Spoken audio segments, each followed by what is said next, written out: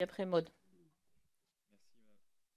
Merci Madame la Très- Présidente. J'ai une réaction pour les SP justement parce qu'on a actuellement une mission d'information dans le cadre de la Commission des affaires culturelles sur la formation des enseignants. Et c'est vrai que on n'a pas vraiment abordé la question du genre, mais je pourrais l'aborder dans. On a beaucoup de difficultés à appliquer la loi en fait, tout simplement, parce qu'il y a une partie qui dépend de l'autonomie de l'université. Et donc comme l'ESP fonctionne presque en réseau, ça devient un peu le parent pauvre. Et ça, dans le contrôle de la loi, il faut que nous y soyons attentifs en fait, hein. Donc c'est pour ça que c'est compliqué en ce moment. Enfin, ils ont des conditions de travail qui sont quasiment impossibles. On a auditionné plusieurs personnes de différentes, bien sûr, académies.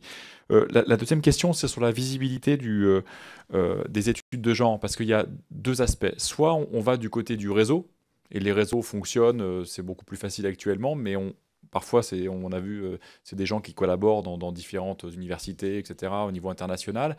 Mais la faiblesse du réseau, c'est qu'on peine à structurer des études de genre de l'intérieur, c'est-à-dire avoir davantage de masters, avoir un pôle de recherche, avoir une constitution d'un laboratoire. Alors, il y a fort heureusement, hein, il y a des instituts de recherche, instituts du genre, il y a Louise Labbé à Lyon, il y a Paris 8, Paris 7, etc. Mais la problématique réseau, elle a tendance un peu à émietter l'étude de genre. C'est-à-dire on arrive aujourd'hui à bien fonctionner en termes de réseau, mais après à structurer des unités de recherche, ça suppose quand même une synergie donc sur un territoire et une décision assez forte.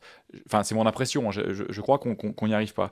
La troisième question sur les études de genre, sur l'internationalisation des études de genre, puisqu'on a toujours, il y a quelques années, quand on parlait des gender studies, c'était presque négatif parce que pour montrer que tiens, on a importé quelque chose, alors que c'est très divers hein, dans différents pays. Alors aujourd'hui, il me semble qu'on traduit plus par étude de genre, tant mieux. Mais comment est-ce qu'on arrive à recréer de l'internationalisation qui soit pas simplement de l'importation en retard pour justement davantage avoir de l'influence et puis nous-mêmes de nous positionner sur ce champ-là. Je vous remercie. Merci.